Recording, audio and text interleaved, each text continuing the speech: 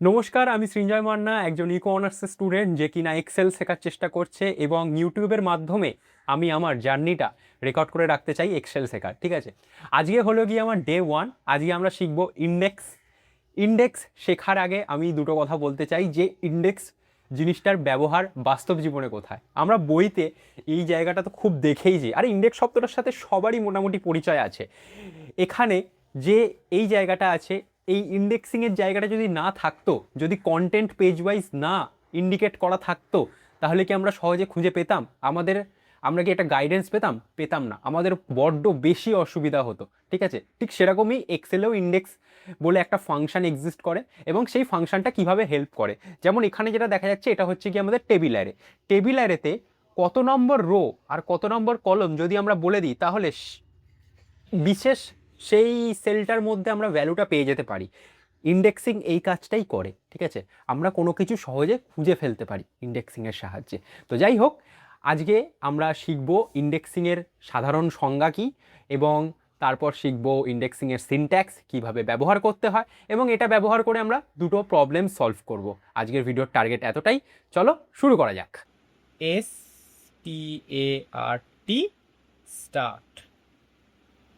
আচ্ছা, তাহলে এবার আমরা বুঝবো যে ধরো আমাকে একটা টেবিল অ্যারে দিয়েছে, যে টেবিল অ্যারেটার মধ্যে ভ্যালুগুলো দেখা যাচ্ছে ABCD। ঠিক আছে, এরকম ভ্যালুগুলো আছে। এখানে রো হচ্ছে এইটা, এই জায়গাটা হচ্ছে রোকে বোঝাচ্ছে, অর্থাৎ এইগুলো হচ্ছে সবসময় এইগুলো হচ্ছে রো, এই বরাবর গেলে। আচ্ছা, আর কলম হচ্ছে স্তম্ভগুলো। ঠিক আছে, এরকম বরাবর এলো। এবার 2 নম্বর রো আর 3 নম্বর কলমের ভ্যালু কোথায় ইন্টারসেক্ট করছে? এই জায়গাটা করে ইন্টারসেক্ট করছে।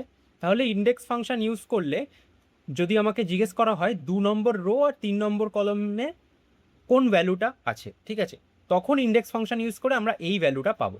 তো আমরা এই সেলটার মধ্যে ইন্ডেক্স ফাংশন ইউজ করে দেখি কি হয়। ঠিক আছে, এখানে আমরা লিখবো ইকুয়াল টু ইন্ডেক্স। এবার ইন্ডেক্স ফাংশানে যে সিনট্যাক্সগুলো আছে আমরা সেই সিনট্যাক্সগুলো শিখবো। প্রথমেই আছে এখানে অ্যারে। ঠিক আছে, অ্যারেটা কি হয়, এই জায়গাটাকে আমরা অ্যারে বলি। এটা হলো অ্যারে। সিলেক্ট করলাম। সিলেক্ট করার পর রো নাম্বার কত? রো নাম্বার ছিল হচ্ছে 2। রো নাম্বার 2 ছিল, তাহলে রো নাম্বার 2 লিখবো, কমা। আচ্ছা, এবার কলম নাম্বার কত? 3 লেখার পর আউটপুট আমাদের কি আসবে? আউটপুট আমাদের এইচ আসবে। বিঙ্গো, আউটপুট আমাদের কত এসছে? এইচ এসছে। ওকে, তাহলে শেখা গেল কিভাবে আমরা ব্যবহার করলাম ইন্ডেক্স ফাংশনের সিনট্যাক্স, একটা টেবিলের মধ্যে ইন্ডেক্স। ঠিক আছে, এবার আমরা ইন্ডেক্স ফাংশন ইউজ করে একটা প্রবলেম সলভ করব।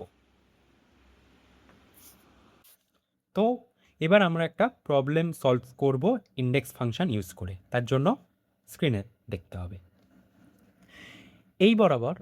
ঠিক আছে, এই বরাবর কি দেওয়া আছে না, আমেরিকার কতগুলো সিটির নাম দেওয়া আছে, আর এখানেও কলম বরাবর আমেরিকা সিটিগুলোর নাম দেওয়া আছে।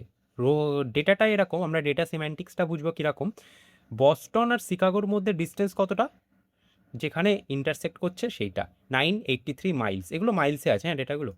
শিকাগো আর ডেনভারের মধ্যে ডিস্টেন্স কতটা? 1050। তো এরকমভাবে লস অ্যাঞ্জেলিস আর ফনিক্সের মধ্যে ডিস্টেন্সটা আমাকে বার করতে হবে কি ইউজ করে? ইন্ডেক্স ফাংশন ইউজ করে। ব্যাপারটা খুবই ইজি, এমন কিছু টাফ ব্যাপার নয়। তো এখানে আমি লিখব ইন্ডেক্স। ঠিক আছে, অ্যারেটা সিলেক্ট করব, অ্যারেটা হচ্ছে এইটা, কমা। রো নাম্বার, লস অ্যাঞ্জেলিসের রো নাম্বার কত? লস অ্যাঞ্জেলিস 5th রোয়েতে আছে। ওকে, আর কলম নাম্বারও আমরা এখানে ঠিক আছে যেই ক্রমেতে সাজানো আছে এখানেও কিন্তু সেই ক্রমেতেই সাজানো আছে। তাহলে লস অ্যাঞ্জেলিসের পরে কি আছে? ফনিক্সের কলম নাম্বার হবে 7 যদি দিয়ে দিই, তাহলে লস অ্যাঞ্জেলিস আর ফনিক্সের এইটা 398, এখানেও 398, এখানেও 398 মিলে গেছে। ঠিক আছে, এবার ডেনভার আর মায়ামিরটা আমি বার করব। ডেনভার আর মায়ামিরটা আমি বার করবো না, এটা কমেন্ট সেকশানে কমেন্ট করো এখানটায় ফর্মুলাটা কী হবে। ঠিক আছে, জাস্ট লাইক এই যে এই ফর্মুলা সেকশনটা দেখা যাচ্ছে এরকমভাবে কমেন্ট করে দাও। ওকে, আচ্ছা, তাহলে আজকের ভিডিওতে এতটাই। আজকে আমরা ইন্ডেক্স সম্পর্কে অনেক কিছু জানলাম, অ্যান্ড ভিডিওটা বানিয়ে আমি তো মজা পেলাম, তোমরা জানিও তোমাদের কেমন লাগলো। Bye bye.